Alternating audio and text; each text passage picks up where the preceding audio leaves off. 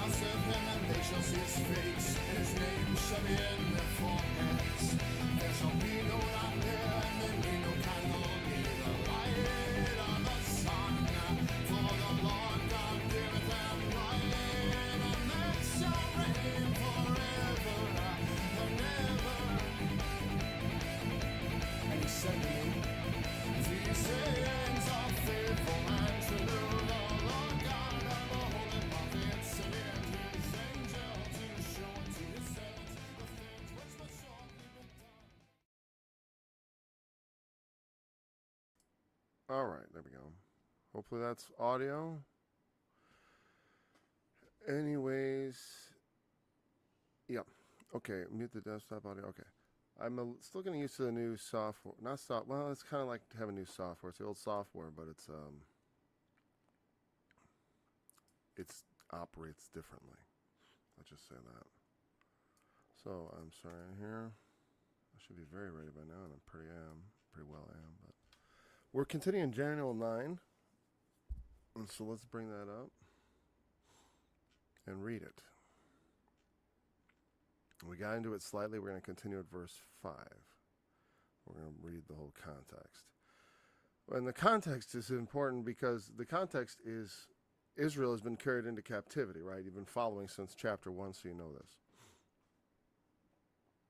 In the first year of Darius, the son of Ahasuerus, of the seed of the Medes, which was made king over the realm of the Chaldeans, in the first year of his reign, I, Daniel, understood by books the number of years whereof the word of the Lord came to Jeremiah the prophet, that he would accomplish 70 years in the desolations of Jerusalem.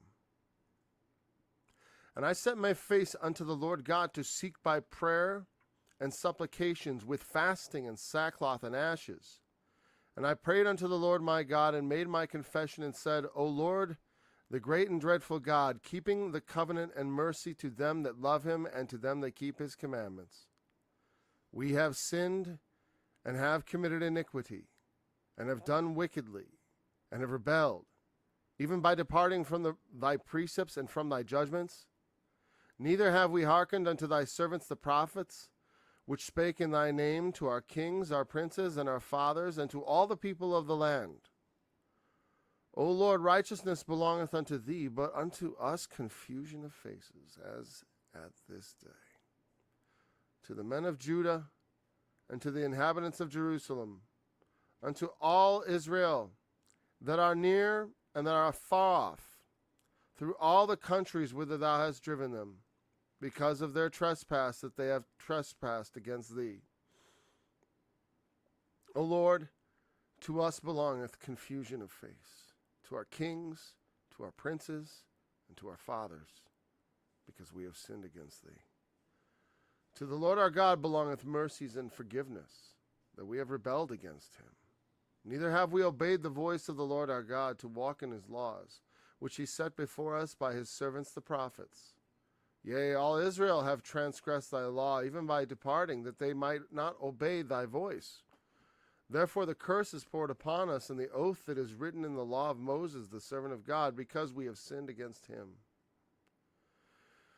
And he hath confirmed his words which he spake against us, and against our judges that judged us, by bringing upon us great evil, a great evil. For under the whole heaven hath not been done as hath been done upon Jerusalem. As it is written in the law of Moses, all this evil is come upon us, yet made we not our prayer before the Lord our God, that we might turn from our iniquities and understand thy truth. Therefore hath the Lord watched upon the evil and brought it upon us. For the Lord our God is righteous in all his works, which he doeth. For we obeyed not his voice. And now, O Lord our God, that hast brought thy people forth out of the land of Egypt with a mighty hand, and hast gotten thee renown, as at this day, we have sinned. We have done wickedly.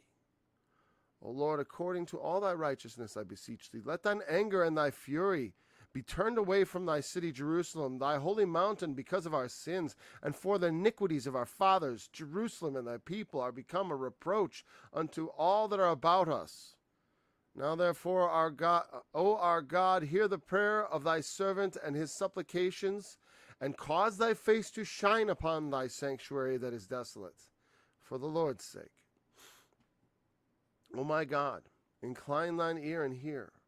Open thine eyes and behold our desolations, and the city which is called by thy name.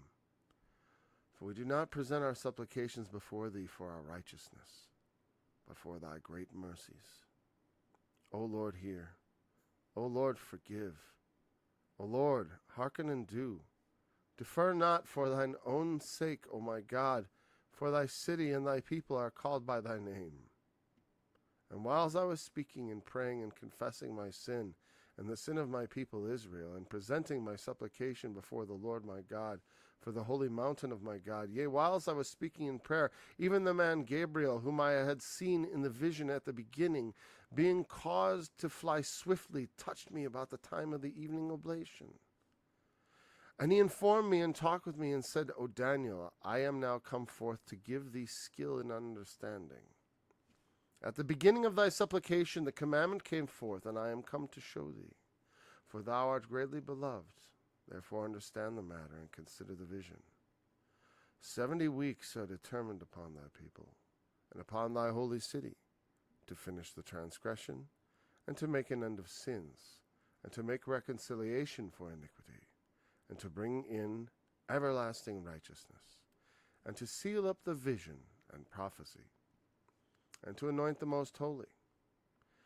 Know therefore and understand that from going forth of the commandment to Know therefore and understand that from the going forth of the commandment to restore and to build Jerusalem unto the Messiah the Prince shall be 7 weeks and 62 weeks.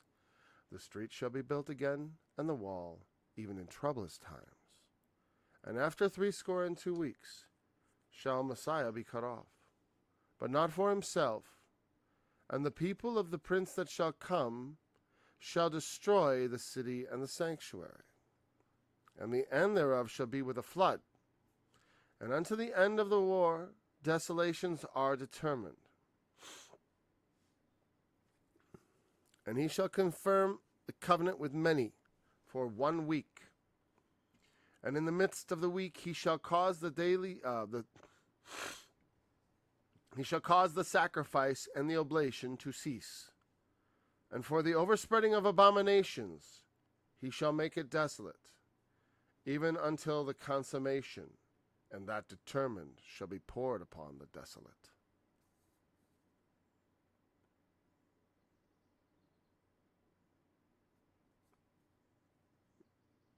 A lot to think about there.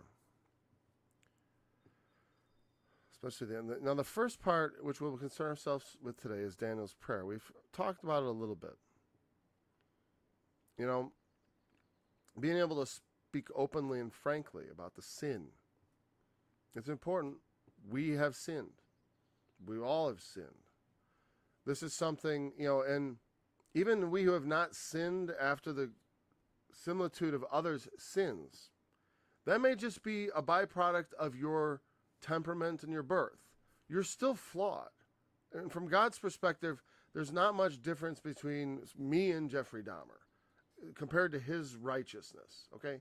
Yeah, I know that though that's an exceptionally wicked person, but I do that on purpose. I compare myself to someone who's very wicked, who was a murderer and all that, right? And not much difference between me and Cain. Though I have not transgressed after his manner of transgression. And I've tried to follow the path of Abel. Point is, Abel needed a sacrifice. You know, the point was he was pleasing God because he was making the right sacrifices. You know, and ultimately, and notice that this thing, it's about the evening oblation. Okay, so he understands I booked a number of years. I could have understood by a book exactly what year we're in, but I don't have that information. I will get a little more information on that. I'm sorry. Like I said, I had a major distraction with my computer shutting down, and that sort of threw me off slightly. But the point is, the time was at hand. It had been 70 years, I believe, or whatever. The 70 years either were coming or had passed. Doesn't matter. Because I know for the entire, it took a while to restore the temple. The fact that the 70 years were determined of desolation, that's complete desolation. Then the rebuilding begins. At first, because again, like I've pointed out, neither the Romans, the Assyrians, nor even the Babylonians ever completely removed every single Jewish person or Hebrew from the land. There's been continuous occupation by some remnant of them for most of history. Like whether from the Assyrian, it even spells that out in the book of Isaiah. This isn't controversial. But, and then from that, a trickle begins to return. But for 70 years, no one could righteously return, not in the consideration of the Lord's curse. So he decides to pray and to seek God, because that's what you have to do. When God says, okay, now you can have it, after 70 years, don't necessarily expect it to be handed you on a silver platter. That's not necessarily how it works. I still feel like something's wrong with my, the way my microphone's set up. We'll figure it out. As long as it isn't, I had a bad echo effect before, which was really bugging me. So we have sinned, we have done it wickedly and rebelled, even by departing from thy precepts and from thy judgments. I don't understand how people can say that, oh yeah, the Old Testament was all written in Babylon, when, like, why would they have a sense that we had something that we lost? There had been a kingdom, and there had been commandments. The thought that a lot of that, and history, there's made up all the history after the fact in Babylon. Like, that's too simplistic. They were obviously a writing people from the beginning. Jacob was a man of the tents. He was not a man of the field. There were such things. There were men of learning, men of technical skill. And Jacob made his living with livestock, but it's all in the managing of it that he excelled. He wasn't like the dude just sitting around watching. He wasn't just. David did that, but he was a boy. You can give that job to a boy. Just watch the sheep while they're out there. But who's going to manage the breeding and all that? It takes a bit of knowledge. But anyways, rebellion. Okay. We have not hearkened unto thy servants the prophets. They were, they didn't speak in those times. They spoke later. No. There's a sense they couldn't. He says this because it was what they experienced. He was of those generations, carried into captivity. One of my other, I wonder if that doubles it, or if that is this one better? I'm going to try, hopefully that didn't mess things up. It says it's got things here. So, anyways, the chat works now. So if anyone sent a message like there's no audio, I would get it. Okay. Of course, if there's no audio, you wouldn't have heard that. That's a conundrum. Neither have we hearkened to thy servants the prophets. The prophets came, which spake in thy name, to our kings, our princes, our all the people of the land. They prophesied to the people and to the kings and the princes.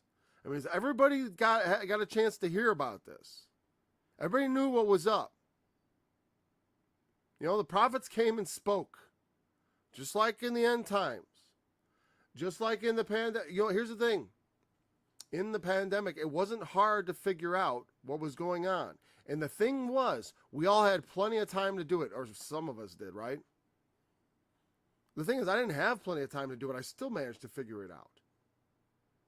Unfortunately, for a lot of people, that the sources they rely on are just liars. False prophets, so to speak, speaking the truth falsely. They're claiming to speak the truth, which is what essentially a prophet is. Not just someone who tells the truth, obviously, but someone who's speaking on God's behalf, on the side of the angels, people who are on the right side of history. When you hear people talking about that, they're talking about something that's essentially religious. You know what I mean? Because it's assuming there is a right side of things, like there's somebody calling the shots saying what winning looks like. What does victory look like? What does peace look like? What does a good world look like? Now, people may disagree, but the idea that there is some endpoint means that there's some sort of determining conscious will behind everything, and they're talking about God. When they talk about the right side of history, that means that God's going to look at the history when he opens up the books and say, you were on the right side. That's what everyone's thinking. But when you have people who will lie in the name of the right side of history, which is basically being a prophet. When you say this is the right side of history, you're basically saying, if you know, from that view of 10,000 times higher than all of us could imagine, you know, of looking at things and calling it as it is, you know, and what's good and what's evil, what's right and what's wrong, that being on the right side of that, that's a big call. So all those news people are false prophets by lying about those things, or by ignorantly repeating things and calling them, you know, making them out to be these absolute truths when they had no idea. They were just told that was the case. If you don't confirm something for yourself, you got no right to tell people that, oh yeah, that's for sure true. That's all I'll say. Like, often I'll say, I didn't independently confirm that yet. I'm not quite so sure about that fact. Make sure you tag that on. I mean, you don't always have to say that, but don't go around saying this is the absolute truth when it's not. When you do not know or cannot know. And sometimes people think you can't know, but you do because God has shown you. You know, and then that's an issue. Prophets often have to speak and people just don't hear. And they don't want to and they're not going to. That's often the case. A remnant will hearken. The prophets have to take comfort in the fact that, you know, they have they've done God's will. As Jesus himself, you know, comforted himself, I'm sure, in going to the cross, that nevertheless, as you will, according to your will, O Lord, let it be so. If this is the way, then that's the way, you know. He's going to make war with the saints and overcome them and kill them. Don't be surprised. It's not a strange thing that has overtaken you. It's the path of the true prophets. The true prophets follow a path that leads to often persecution and very well death. And it's not something just, you know, this generation needs prophets. The future needs prophets, people who will speak the truth and tell people where the right side of history truly is, where the righteousness, where the angels are, you know, on the side of the angels, as they say. We all want to be there. I don't claim to always know that, not in every case. Issues are complicated. You know, I believe that in this world of human faults, there is no panacea. There's no cure-all. There are only trade-offs. That's what Thomas Sowell said, and he was very right. In the world of men, you can't make everything perfect. You can exchange one thing for something else. And you can have a social safety net at the expense of prosperity. You know, it's like some things maybe you do want to sacrifice a bit of, right? For there are things worth sacrificing all the wealth in the world. You know, if we could, okay, we won't be quite as rich as we could be, but, you know, we won't have any people falling through the cracks in society. I think that's not ignoble or wrong. I know it's not, again, you know, oftentimes we have way too absolute views of things that we don't know, like, exactly what the right mix is. Because, I mean, there is a role for a governing principle. The people need guidance. And so we have to have some kind of government for a reason in this world. Certainly. And even in the world to come, it's modeled as a kingdom. Someone is in charge. It's a peaceful kingdom because there's no revolts or rebellions going to be going on, at least after the last one, right? One more, just one more, hopefully. Hopefully that's not like every 1,000. Well, you know, here's the thing. If Satan was allowed to re-erupt all the time, all that would mean is that more humans were being born and being tested. Such an idea is not horrible to me, though I don't believe it. I believe there is an end point. Everything is heading somewhere, at least for us. But there is an infinite future in which God only knows what is going to be in store. except I know this, that we will be like him and with him if we are faithful to the end, and that's what the goal is. You want, the idea is to prepare yourself to live infinitely with God. Do you really want that? It may not be for you. It's like it's like sometimes the release of death is all people really can handle. I don't like to think that. I like to think like, no, you too can live a righteous, holy life with God forever. And you'd like it. I think I will. I don't mind, if I could leave aside the passions and lusts, I'd be so delighted to live forever. The things that make me not want to live have nothing to do with life. I mean, not exactly, right? They're the affairs of this life, right? But not with life itself. Like we could live without those things. Many people do. That's what they seek. When people think of, people talk about being, asexual. Like Daniel, he's a eunuch. He can't be really have children. That's the purpose of sex. Well, then in some ways it's one less thing to worry about in life. One less thing to have passion over. It's an interesting part of life I have always been delighted to take part in, as far as love and marriage and all that, and to have love and marriage. But it doesn't have to be forever, because it's part of what is this life, repeating, reproducing, and what's to come, it's going to be different. So we'll see. Like I said, it's for some people, they can only think of pleasure in terms of carnality. So they talk about heaven being banquets or in the Muslim, they even have, it's basically a big harem up in the sky. Is that really what God has in store for men? Lots of, dainty foods. Oh, look at stuff your face. The senses. Oh, sex forever. Is it really about massaging the senses and giving oneself pleasure? Didn't you feel something greater in the self-sacrifice you made for someone else? Didn't you feel something even better than just the senses? I mean, I gotta admit, like, when you go outside and it's nice weather and your body feels good, good to me is just, it isn't aching and hurting. Like when I was a kid, I felt great as a kid and I didn't have any sex at all. I managed fine. Life is much more than pleasure. I did like the good food, of course, as a child, but that's the thing. It's like, man does not live by bread alone, but by every word that proceeds out of the mouth of God. And that is a pleasure we often take for granted. That's what fasting is important. Daniel I believe fasting was a part of this, as should be. When something big, you want to restore the temple at Jerusalem, you better stop. How important is that to you? Is it important for you to skip a meal?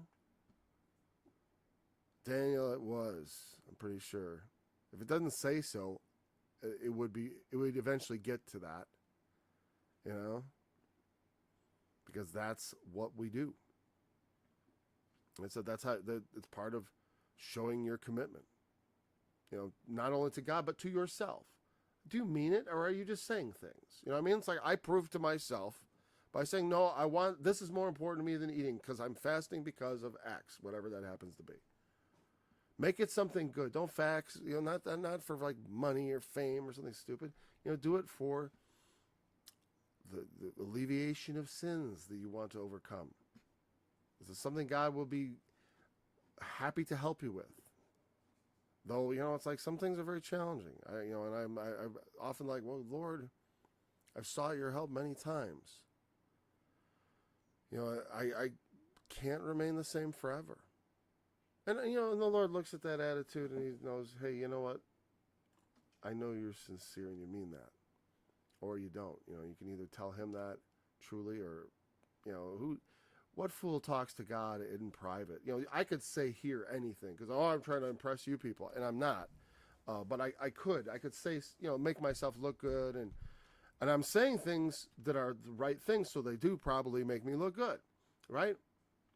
And the thing is, it's one thing to say it here, but I'm telling you, it's like, what are you saying to God in private? What am I saying to God in private? It's important when we talk to him in private. I do have a private relationship. Like I said, public prayer for something important in public like this, yeah, but a lot of times personal, sins and stuff, Daniel isn't going into detail. It says, my sins and the sins of my people, We have done this. Here's the thing, because in some ways, like with America, I totally opposed everything done during the pandemic. All the measures they took with public health that departed from what had been the traditional pandemic response that up to that point had been what we were going to do. And then suddenly they saw China being insane, locking people down, and they said, let's do that instead. Okay? And I think that was all political, honestly. I think that was all just to the last president was on his way to re-election, and they needed something to disrupt his presidency, and here we go. All right, that's how I feel about it. It may have been just opportunistic. I'm not saying it was on purpose, necessarily. Could have been. Could have been. I have a military friend told me, and he knows people who used to be really high up. And I shook hands with a general once. But, he said like 60% chance that it was intentional over there. Okay, I don't know what that means. It's 60%. Where they come up with these numbers, but whatever. That's what was said to me. And and the point is, when something like that happens, you can oppose it all you like, but I'm gonna suffer all the consequences, just like everybody else. Not all of them, because I didn't take the jab, because I waited and looked and learned about it before I thought about just taking it. And now after that, now I'm skeptical about all of them. I don't feel comfortable about any more vaccines anymore. Sorry. I don't, because of reasons. I said they're not the trials they've done are not the right kind of trials. Did you know that when they test them, they never test them against placebos? They test them against older vaccines. That's how they test them. That's what they compare them as the baselines. There's none that have been placebo-controlled. Zero. Those studies are not done. Have not been done. And they should be. And it's funny that people are, well, why don't they want them done?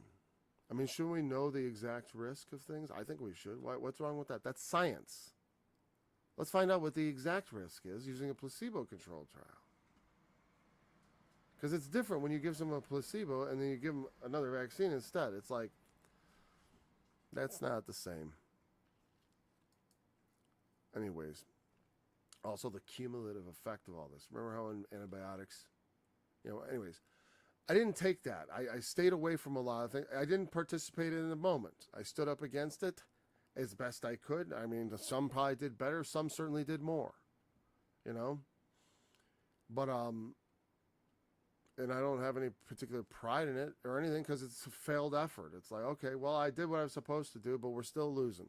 We're winning and losing at the same time, because I do believe in, if the Lord isn't coming, I want to win. I don't mind losing to Satan, but I don't want to lose to like these bums. You know what I mean? When we wrestle against these principalities and powers, let us defeat them. We don't have to, if it's less than the ultimate Antichrist, and here's the thing, you can get killed by a less than ultimate Antichrist. You can get killed by a tyrant of all sorts. I mean, haven't we seen that in the last century? That the evil rulers will bring about the deaths of millions, and they're going to do it again if we don't stop them. We need to actively stop them. That's what I'm going to try to actively stop them by not stopping talking till they kill me, because I'd rather die telling the truth and sounding the alarm about evil creeping up in our world than just sit around and say nothing and do nothing. To me, the do part is speaking up. That's like a huge part of it. And then also, like I said, if you've got money, you got to give it to the right things.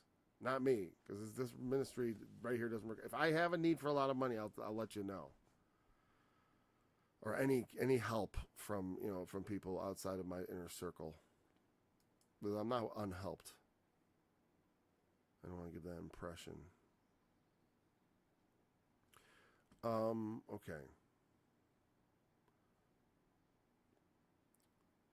So, the kings don't hearken, and we're going to suffer. They don't hearken to the truth, to the right ways, to the things they ought to do, when they do things they shouldn't do, and lead our nation down a wicked path, we all are going to suffer for it. We already are to some degree, because we allowed this a long time ago to take over. And so then the pandemic came, and we had all these essentially, totalitarians in charge of these agencies who decided, hey, you know what? Let's just make everybody dance. We can do it, right? We can just tell them, dance. We say so. We're doctors. Obey us, And that's pretty bold, because we got emergency emergency. It was all run through, and they will use it again. They will try to use emergencies to cram through more stuff. Maybe not right away, but they got away with a lot. People, we had crimes against humanity essentially practiced. Everyone who was compelled to take a vaccine with threat of losing your job, you are the victim of a human rights violation that America has foisted on its own people. And that's what vaccine mandates are. They hung doctors after World War II for offenses like that, for causing people to participate in experiments involuntarily. And personally, I do think that should be a capital offense. Anyone who compels another person to participate in some sort of experiment with some sort of experimental drug, if you're being compelled to try some sort of experimental treatment, which is exactly what they did during the COVID thing, because that was an experimental. They had the reason they were able to get the authorization was because of emergency use, and that was based on a false pretext, and then they kept it up to cash in. We gave them billions of dollars. Billions of dollars went into the pharmaceutical companies, and there's a lot of people dying so they could get rich. Just like over in Ukraine, a lot of people are dying so the people here can get rich. Like the border, there's a lot of people being brought over to be enslaved and to be trafficked so that our perverts can have the things they desire, which apparently is, underage sex partners and filthy things like that. Yeah, you think, and you know what? If we allow it to keep going on, we will suffer the consequences. We allow it to go on, we're the ones with the millstone hung around our neck as a nation. And regardless of, I know that I don't agree with it and whatever, it's like when the hell starts raining down, I might just get cooked up in the same trouble. I mean, on the last day, I'm going to be raised up, and God will say, well done, good and faithful, and I got no, my conscience is clear. But I'm telling you, that was one thing, but whatever they're doing next is going to be worse. And also, because we didn't punish it, so they got away with it completely. So it's going to happen again. It's going to be worse. Promise. And then, and if it's not Antichrist, we got to defeat it. We can't have I don't want my grandchildren living in a world like that, because I don't know if I'm in the end times yet. I haven't seen any signs. I've seen situations, but those are types. They reoccur all the time. Antiochus Epiphanes, Nero, the time we live in now. You can always make those comparisons, because evil doesn't change much. It's always got its corrupt talons reaching into the same, pots of goodies that it looks for. Righteousness belongs to you, but us confusion of faces. Remember it says, cause thy face to shine upon us. When our faces are confused. What's that mean? I could think of a lot of, I don't have to look it up. We will look it up. But I believe that's probably going to be Hebrew, just pretty much straightforward. Let's see. Okay, it is functional. If I remember this is so much better than it used to be, as far as the fact that it just went right to this. Except we're still in Genesis here. Confusion of faces, I'll talk about while I look it up. All right. On one hand, it makes me think okay, we don't know which way to look. We don't know which way to turn. We're looking around, because confusion always implies, that's the idea of someone who's confused, right? They always draw it with little birds going around their heads and signs of disruption. of being off balance, right? Because confusion means things are scrambled up. Like, and you know, when things are confused, they're thing. And when you have confusion of face, you know, it's sort of like you don't know either where you are or where you're going, or both. Yeah, I mean, you're confused. Your face, which way, you know, and so they as a nation are left with a confused face. Like, you know, they like, huh? To you belongs right. You are righteous, O Lord, but we're confused, and we've got it coming. You know, you said 70 years, and I believe 70 years are up, or close to it. Let's see. I could. That'd be interesting. Let's see. Actually, it's probably an easy note to bring up because in my Bible it'll be marked pretty clearly. Let's just find that out. I want to see the third year of Darius, and I should have got this ahead of time. That's all right.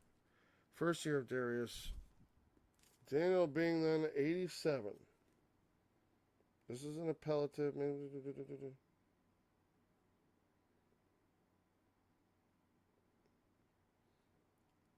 It implies he may not have known that, and also that then he read Jeremiah's book.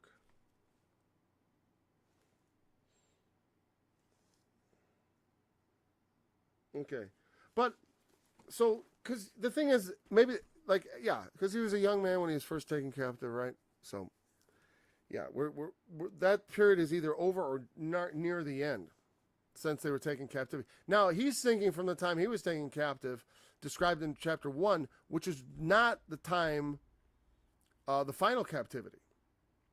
There was a series of battles that brought eventually to where Nebuchadnezzar destroys Jerusalem and burns the temple to the ground.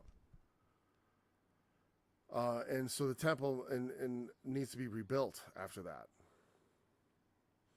So, and that happens later, but quite a bit later. The temple rebuilding takes a long time, and it does not. And like I said, during troublous times, there's a lot of opposition too, and you can read about it the early days when they were returning to build the temple in Ezra and Nehemiah. But the desolations of Jerusalem being accomplished, it is open now to being reoccupied.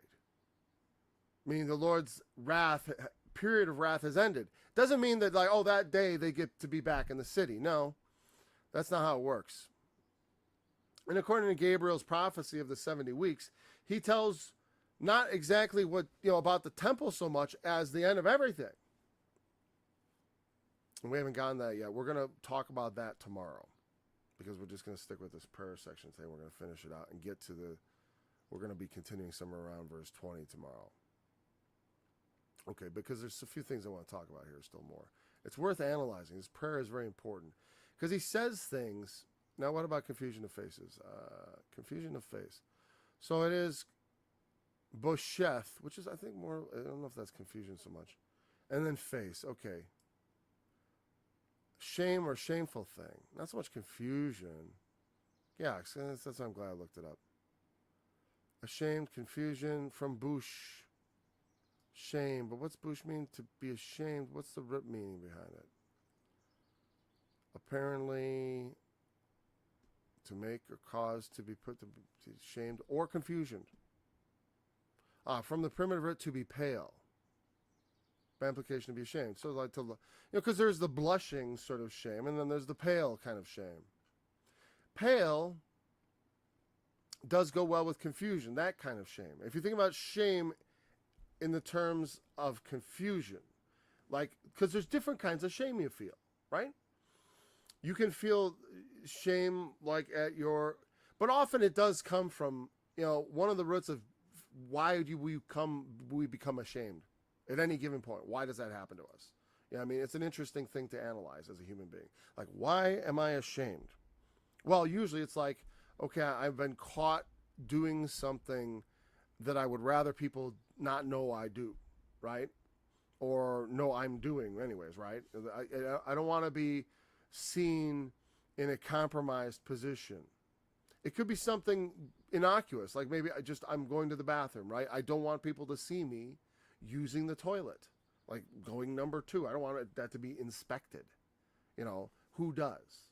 That's a private moment, and it's something. And when the feeling of shame comes in, you're not ashamed going to the toilet. You're just keeping private. It's because if it wasn't kept private, they would be shameful. And in that moment of shame, when you feel ashamed, it's because of that situation brought where the reality of your privacy is shattered, and someone comes in, and you're exposed, and that exposure has multiple emotions that can go with it. You could feel anger, but at the root of it, it is the shame of the confusion of the violation. I think. I mean, that's how I'm looking at it right now as far as my analysis. That's not like something I read out of a book somewhere. In fact, that's most of what I say, by the way. Most of what I say is not something I read out of a book somewhere, except to be the Bible, which is my most influential book, obviously.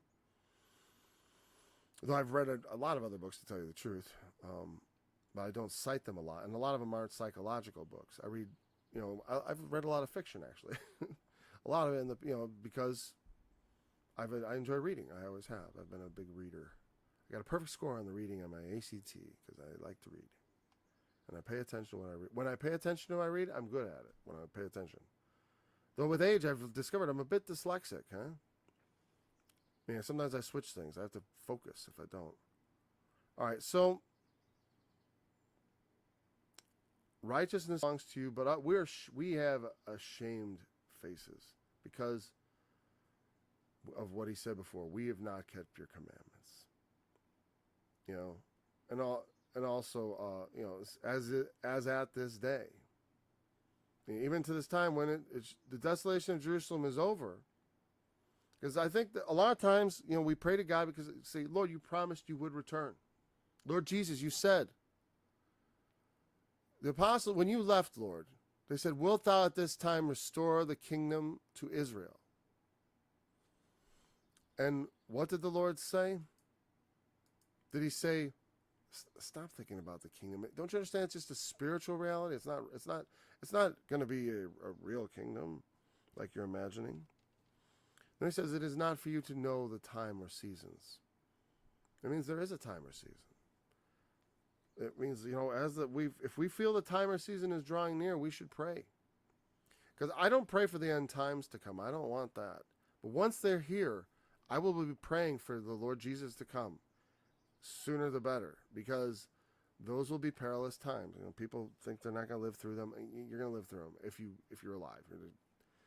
That idea that we're going to just zip out of here is like, I almost hope it isn't the end times, just so you can see how bad it can get without it being the end times, and put that silly notion that God doesn't want you to suffer anything out of your head. The idea that suffering would somehow make you less of a bride to Christ is so absurd as to be unworthy of comment. I mean, suffering and torture is the glory of the saints. It's saying, do what you will with my body. I know that it's going to end. Eventually I'll die, and God will raise me up, and everything I suffered, I will receive 100-fold, as far as in God's whatever currency. I don't care. I really don't care, because like I said, I'm content with the idea of like hanging around God in a world where I don't need anything. Like talk more closely with God. Maybe go do things with God. See things with God. Seems like that's a thing that's, I don't know. It seems like it would still be interesting. Build things with God, Maybe go build new planets, build new forms of life. Wouldn't that be interesting? What if the universe is indeed empty? We're the first, the aliens, it's just hocus pocus by the CIA or something, Maybe, because who knows? When they say, all this stuff about that, I've always said it's completely possible for there to be alien life, and it's also possible that the things they're seeing are totally bogus. But, there have been some very notable things. I think there's something going on. Could be but it could be holographic, though. There's some technological thing. Could be real, could be something, could be Memorex, if you remember that commercial. Is it live or is it Memorex? It could be Memorex, which means it's not a real UFO, not what you're thinking. There's no, little green man up there, There could be, though. Yeah, it could be other people's, I guess. I think the Lord would keep them away. If, just like the angels and stuff, they're not supposed to just wholesale go into the earth and do stuff. I think they're going to. I think those powers are going to be unleashed, ultimately. And I talk about that. Anyways, we're going to, as the men of Judah, Jerusalem, the men of Judah, the inhabitants of Jerusalem, and to all Israel that are near and that are far off, through all the countries whither thou hast driven them, because of their trespass that they have trespassed against thee. This is something that, like he mentions, to us belongs, to our kings, to our princes, and to our fathers, because we have sinned against thee. Our fathers already did the things that now the bills are going to come due, and we are doing things that our children are going to pay for. And, they're already talking, they want to cut Social Security and Medicaid and stuff like that, which is funny because they never want to cut back on the empire and on the war machine. That doesn't get cut at all. We were supposed to have some sort of peace dividend. Instead, we've had 20 years of war, more than that. It's really been it was a very brief period where there was kind of quiet and no war and,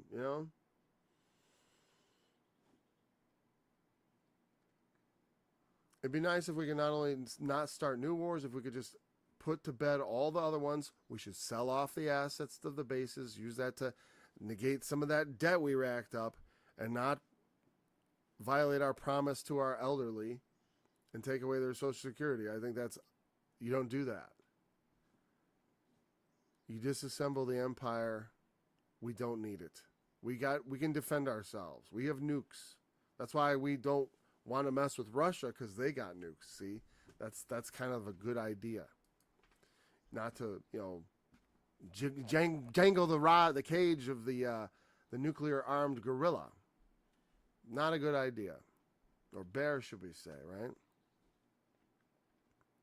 I'm just saying, when our leaders mislead, we will all suffer for it. And there's no avoiding it.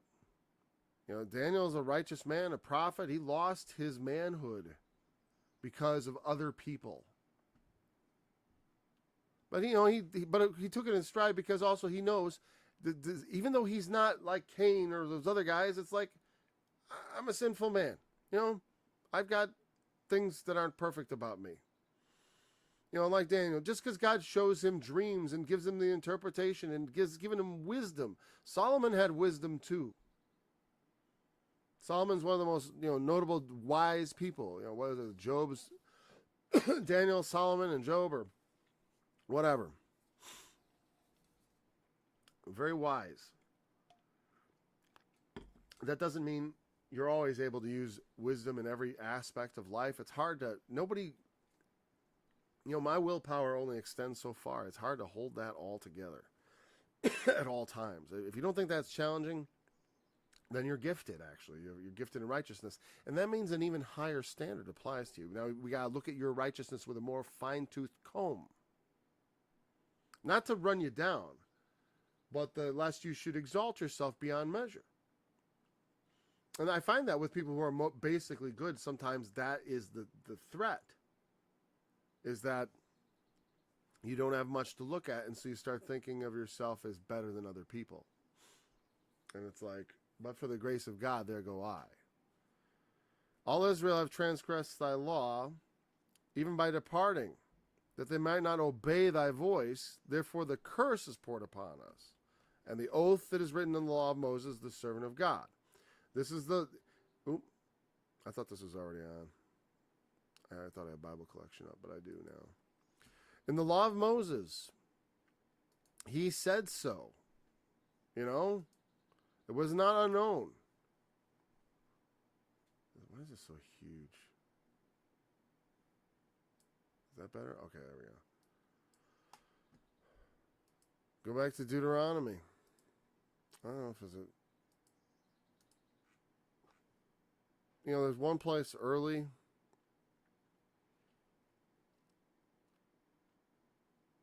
I mean, it's right at the beginning of the chapters. Where are those?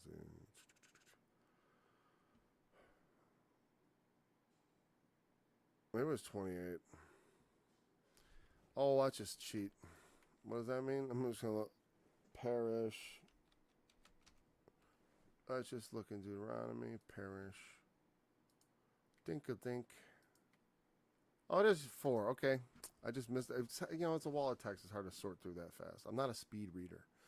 I call heaven and earth to witness against you this day that ye shall soon utterly perish from off the land whereunto you go over Jordan to possess it. You shall not prolong your days upon it, but shall utterly be destroyed. Now I understand why people would think this was written in Babylon. But there's too much history in Babylon for it to have been conceived there. I mean, you can't get all these scattered people convinced of this mythology if they didn't already have at least an oral understanding of it. You know, there would be at least a cultural, oral understanding of what their law was and represented. You know, like I said, I certainly believe in Moses. Like I said, when I question Genesis authorship, because it's like obvious that some of that material Moses got from somewhere else before himself, obviously. Because it's not like, read Exodus. It's not like Exodus. It's different. Especially, it's not like the law either. The parts where God speaks and stuff. And it's like, well, they're similar. I have no doubt Moses put all those books together. They are the books of Moses. Like Genesis was a book Moses was holding up. But like I said, it's like, I think he worked with pre-existing material. Whatever. If that's weird, I don't know. I think that seems sensible. Because it's not like, like I said,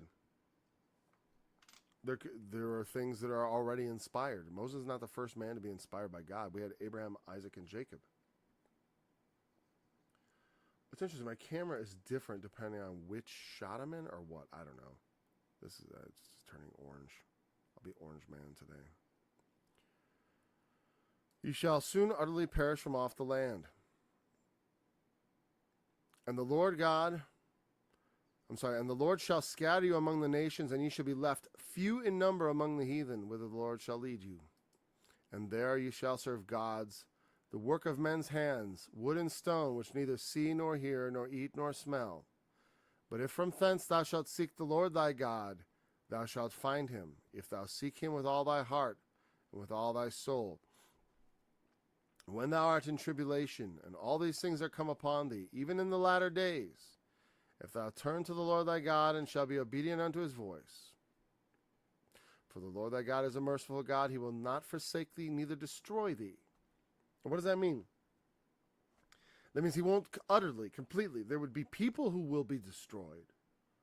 Generations that are lost. But he always preserves a remnant of Israel. Is that not true to this day? You know, some people, I get, like I said, because of my history as a former identity Christian, and when I got into it, I didn't even know what identity was. I didn't realize I was getting into identity.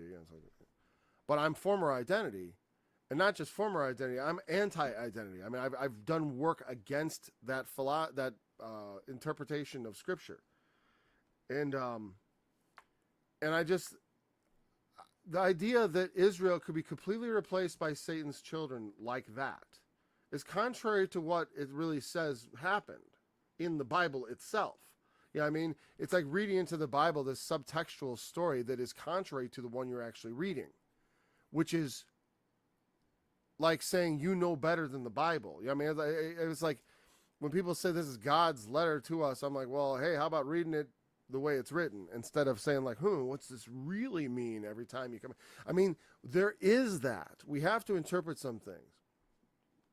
But a lot of stuff, I mean, what are we looking to interpret it for?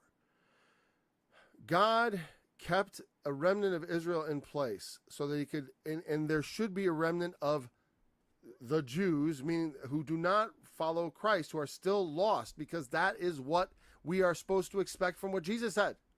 And what Paul said, I should say more correctly, really. But Christ, of course, inspiring Paul very clearly when he talks about Israel, having God hath not cast off his people. Jesus never gives that impression. And the thought that they would be completely replaced by the sons of Satan, and then when you look at the Jews, you're just looking at the children of the devil. I got to tell you, that is just so wrong-headed, and you've been led down a path of foolishness because it undermines the scriptures itself, and it teaches you to read a Bible in a way that's technically rebellious and disrespectful to the people who wrote it. That's the way I look at it. But Moses promised, and there were also the curses. That's chapter 28 of Deuteronomy. That I'm certain of. God promised, if you don't obey my covenant, guess what? Instead of all these blessings I promised, there's going to be all these curses. Maybe that's no, it's right here. Cursed shalt thou be in the city, and cursed shalt thou be in the field. It shall come to pass, if thou wilt not hearken to the voice of the Lord thy God, to observe and to do all his commandments. That's why he said you're going to perish from off the land, because Moses had that insight that, they're not going to keep his commandments. I know they're not going to keep his commandments. They don't keep his commandments now, not perfectly, and even when they do, it's pretty bad, and, that's that. Sorry,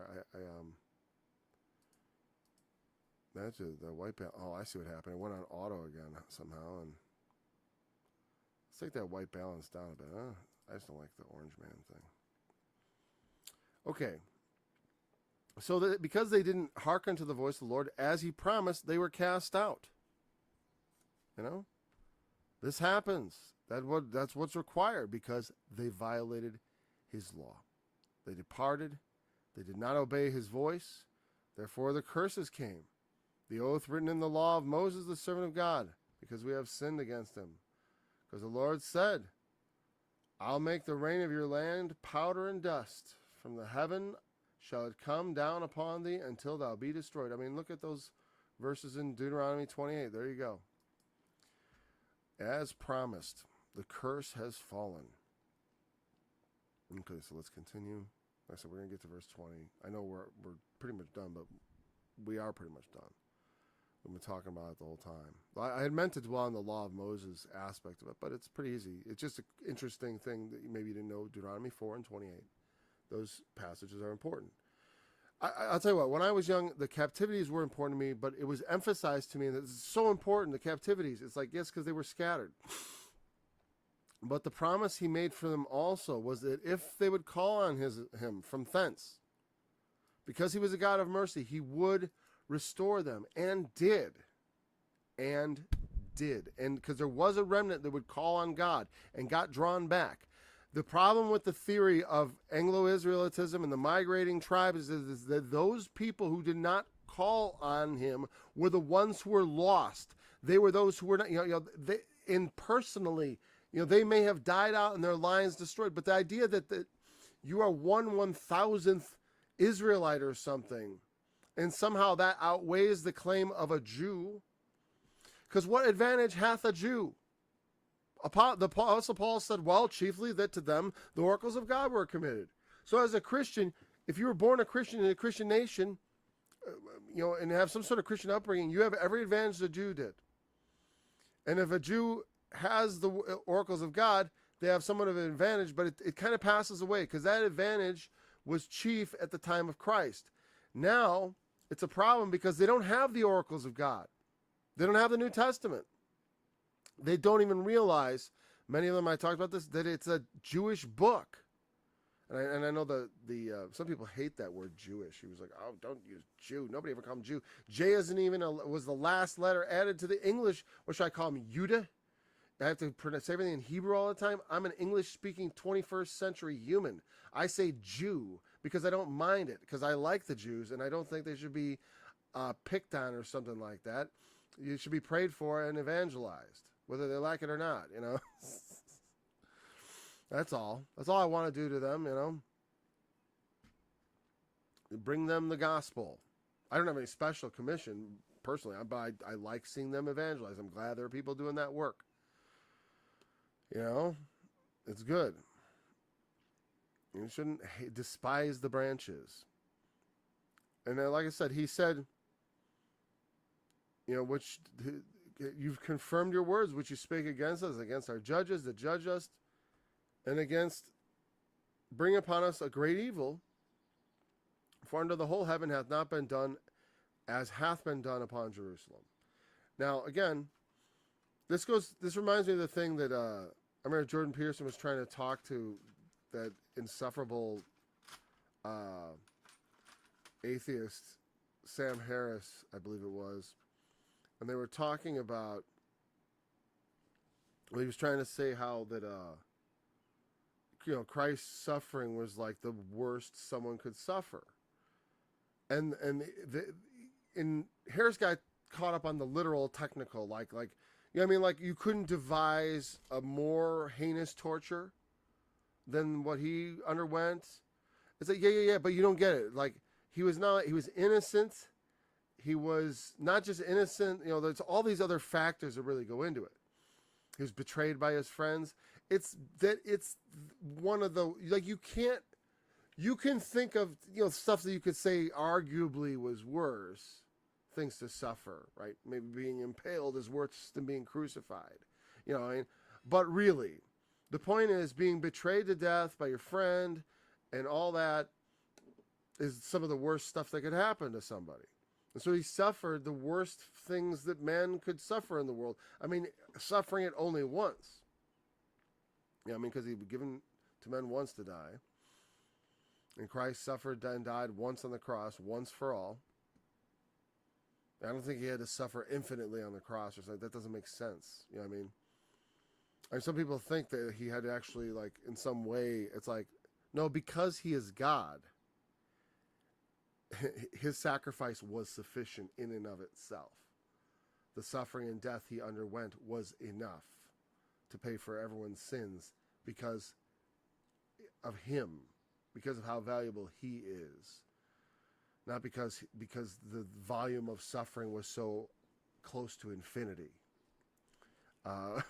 Like somehow, because people always think it has to pay for the sins, like in some precise weighing balance. I don't think it works that way.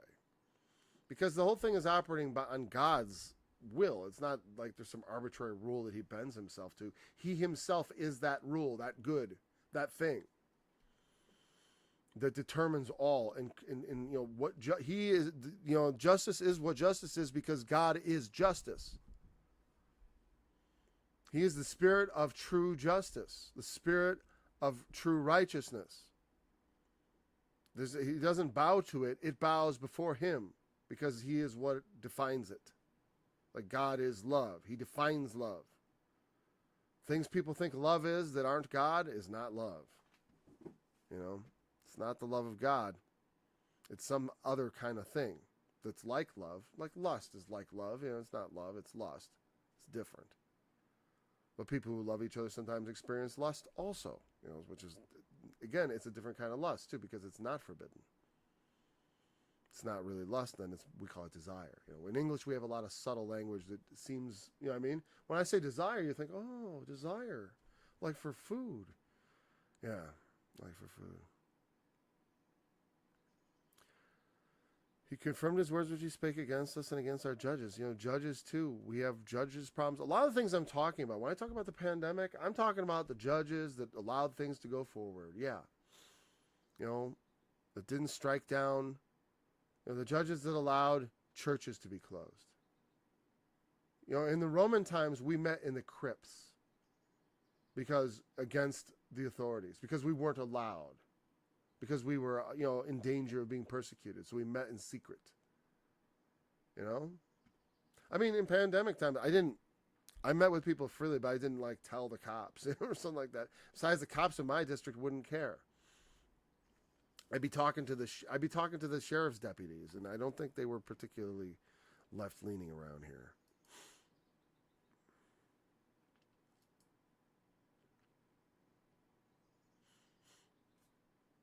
Yeah. So Don't come after me. I live in Carroll County, all right? You'd be foolish. That's the thing. I would hesitate to go some places because of just all the bad things that can happen, even doing good. But, you go where the Lord calls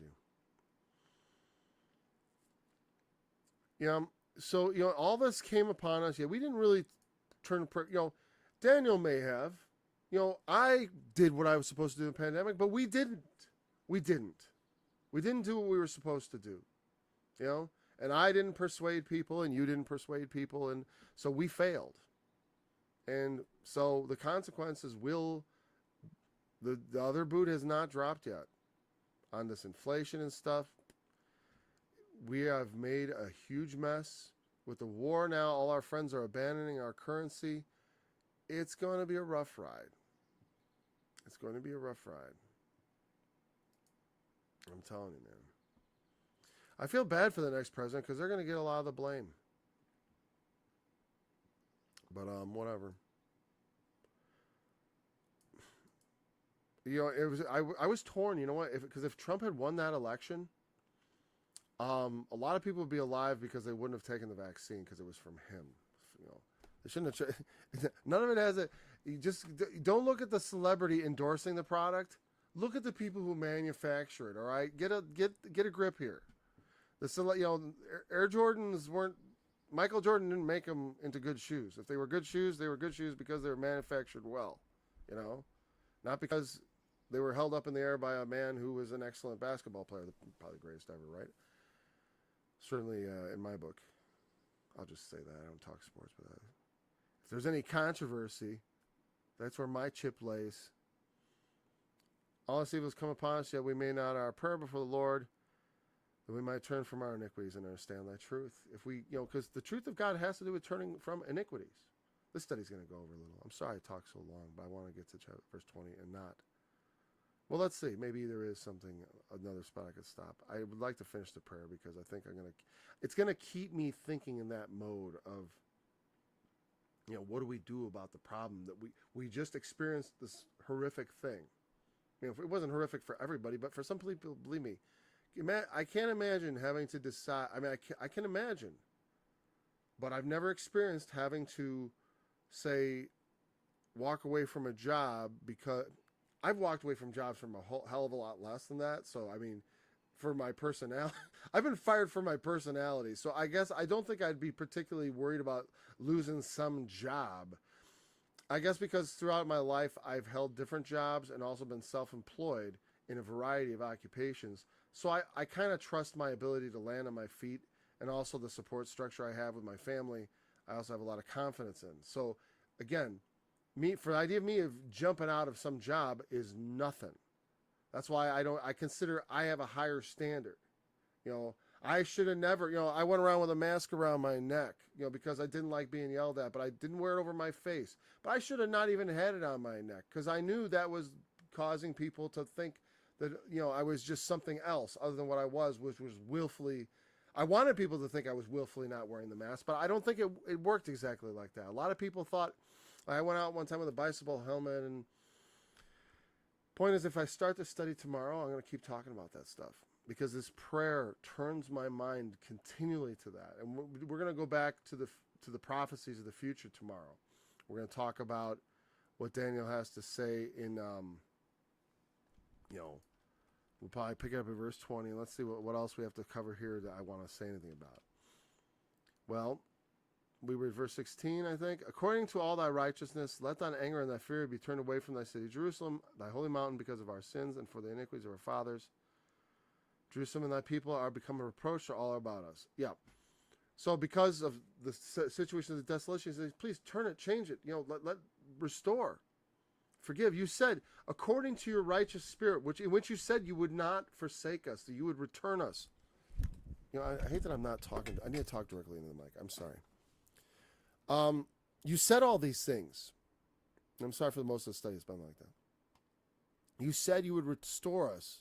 You would rebuild the city. The city would be rebuilt, and your name would be there again.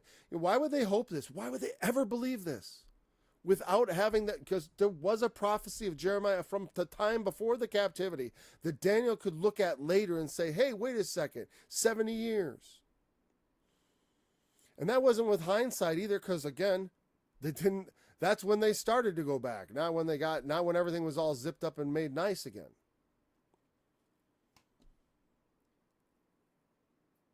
Jerusalem and the people are become a reproach. And everyone's, to this day, hey, is that not true to this day? The Jews, the Jews, they're the children of the devil. They're not even really God's people. The Jews, Gosh, do they slam the Jews? I remember in junior high, there was this kid who was an Armenian, fine kid, nice guy. I have nothing against him, never did. Was a short kid with a big nose, though, and looked like what we thought a Jew looked like, and we used to call him a Jew, and he wasn't Jewish, he was a Christian, he was an Armenian, but we meant ethnically. But it was a slur to call him that. I mean, just calling him the Jew was a slur, because their name is a reproach among the heathen. What are you, a Jew? You're all cheap? Whatever. A Jew, you out of it? It's the term we use of derision. And pardon me for using it in those ways, but I think you understand the example I'm trying to show. Because you can say things, I could use the N-word too if I wanted to, but I'm not going to, because that's too gratuitous. We don't need to do that. But I don't feel like, I can't say some things, but I'm not going to just say them to say them like some sort of show of whatever. I don't just drop F-bombs to do it. Sometimes, sometimes there's a place to hit bottom there in the most vulgar of vulgarity. Some things can only be described in vulgarities, I think. That's why they're abominations. Now therefore, our God, hear the prayer of thy servant and his supplications, and cause thy face to shine on thy sanctuary that is desolate for the Lord's sake. And cause thy face to shine on thy servants. When we want God to show us his face, not his back. We don't want him turning his back on us. That's not good. We want God to face us, because when he faces us, there's two things that can happen. When God's face is turned towards you, you can undergo the harsh scrutiny of his judgment. But also with that comes the potential, when you open yourself up to the judgment of God, to have forgiveness and mercy. Because that's the thing. That's his ultimate thing. Oh my God, incline thy ear. Open thine eyes and behold, look at us. We are completely destroyed. We suffered all the things you said we should suffer. And now hear our prayer as we call on you from thence, as you said, that if we would call on you from thence, from this place, our city is desolate, our nation lies in ruins. Have mercy. Forgive. But, we do not present our supplications before you for our righteousness, not because we're righteous. We have no righteous claim to make. Something I say, I don't know what people look for. They look for some greater righteousness among the Jews. Like I said, I see that, Jacob is the most stereotypical Jew in the entire world, as far as I can tell. And I don't mean that as a slur on Jacob, because I think that character is also a interesting person. I like interesting people. I like people who are bold and sees things. I'm not so much that type. But I like having people like that around me, because I'm not. I need people around me who are a little more bold, because they help me. They help embolden me. And I've always liked that. I like the kid who can throw the bus driver the finger once in a while. I always said that. It's funny because there was a kid locally that happened. And I said, but I like the kids that were a bit flipping authority. Why is that, Paul? But wait a second, shouldn't we all obey? Well, look at God. You got to have the right authority. The earthly authorities, it's too easy to just obey them because you can see them and they're in authority. Sometimes they got to be stood up against, and this prayer is part of why. Because they lead you astray. If enough of the people were not just sheep following authority, but learn to buck authority once in a while when authority is misused. If the conservative people would learn to stand up and be a little more radical once in a while when it needs to happen, we can prevent something horrible like the Holocaust from ever happening. I like that he calls it the singular event. I said this guy on the radio. Now that I was listening to something on YouTube when I was working on my rototiller the other day, and he was saying, basically, you should nothing. The Holocaust is a singular event, and there can be no analogies made to what the Nazis did. No analogies. So we should never compare anything being done now to what the Nazis did, leading up to World War II, because the Holocaust is a singular thing, and nothing can be compared to it. We should never, because it diminishes it in some way. I hear that argument, and it's totally wrong-headed. It is also, the argumentum ad Hitler, as it's called, the argument where you eventually invoke Hitler or the Nazis to compare people to, is that's like a trope, a meme or something where, because people often have done that. I've been in arguments where it ended up that way. But you can't say that you can't do that, because you must compare things to that. That's the only way you stop it from happening again. How did the Holocaust in Jerusalem happen in the days of Zedekiah? Well, actually, he was the one taken captive. But you know what I mean? In those days, he was alive when it happened. How did that come to be? A lot of it had to do with Zedekiah himself, a disobedient leader, king, and nobody could stand up to him. Well, Jeremiah did stand up to him, right? But there wasn't enough support among the people. There wasn't enough support among the priests. There wasn't enough support among the princes. They didn't support the prophet, and so nothing got done, so they all went to hell. That's what happens. That's what happened, and I mean hell on earth. Because you can all get to go to hell on earth. You can all experience what Jesus experienced on the cross. All that infinite suffering. Peter got to experience it crucified upside down. We're all going to die. We're all going to take that sting of death. But not for real. Not for real. For some of us, that's going to be Memorex. Death won't be real. Death will be a temporary thing. That's why there's a second death. The second death is the one you don't get up from. And symbolically, it's spoken of as eternal torment. Symbolically. Because death is death. Don't think that that's a symbol. There are things that symbolize death, but death is not a symbol of... Eternal death is not a symbol of eternal torture. Eternal torture is a symbol of being dead forever. Because the torment exists only because there are people who exist who remember you. Or remember, maybe not you personally, but that. Who remember hell. Who remember the suffering that comes when people disobey God.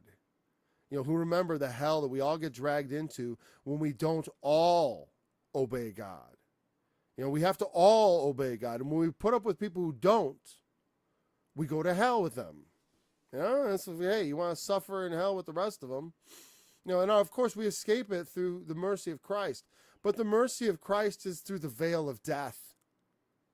Even for the two witnesses, arguably some of God's most premier servants, right? We think of those guys. That's why no one wants to claim to be one of the two witnesses, right? Because it'd be like too boastful. It's like you're Moses or something. It'd be like, that's like Moses and Elijah territory. You don't get to be a two witness. Of course, as I say, I do believe we are the two witnesses. Not me personally, but like the churches that are extant in the end times will be those two witnesses. And may often manifest in pairs of people who God will send out to do miracles and to preach. Just as he did his disciples. He sent out his two witnesses to preach the gospel, to heal the sick, and to drive out demons. And similarly, that's some kinds of things like that may be going on in the end times, except it may more like cause it not to rain wherever you go, cause it, cause the plagues to come, cause the waters to be bitter, cause this to go wrong, because that's what it says they do. It's because I need sun to prophesy. I don't prophesy in the rain. But you don't claim that because they're big, because people always think, oh, they're big, highfalutin religious people that we must exalt. That's the problem. That's how we get into trouble in the first place. You have to question authority. You have to question. That's why I even question God. And it's not wrong. God is not above questions. The Lord Jesus answered questions. He didn't. How dare you question me? I'm the Messiah. Even when they questioned him, he's questioned. But okay, I'll answer you that if you answer me this. He entered into discussion with them.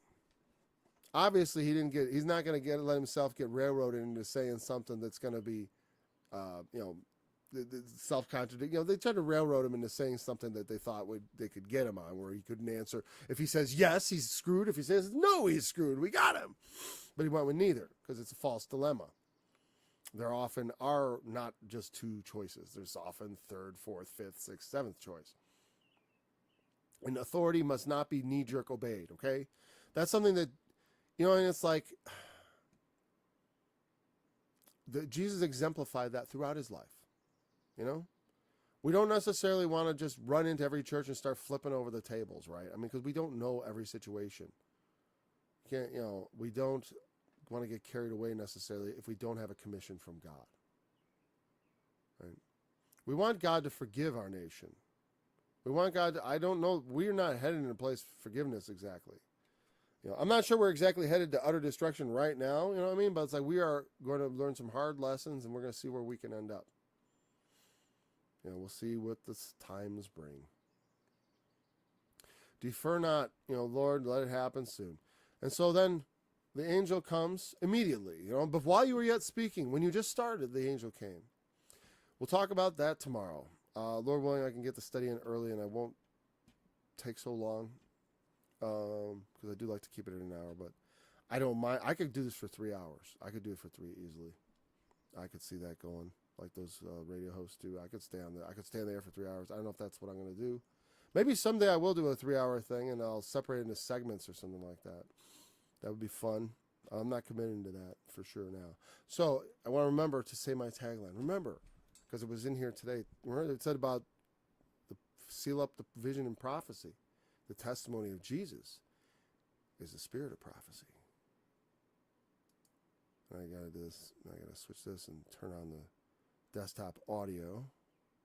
I'm just narrating this time. And his servants shall serve him, and they shall see his face, and his name shall be in their foreheads. There shall be no night there, and there be no candle, neither light of the sun. For the Lord God giveth them light. And if I do that, I can do it.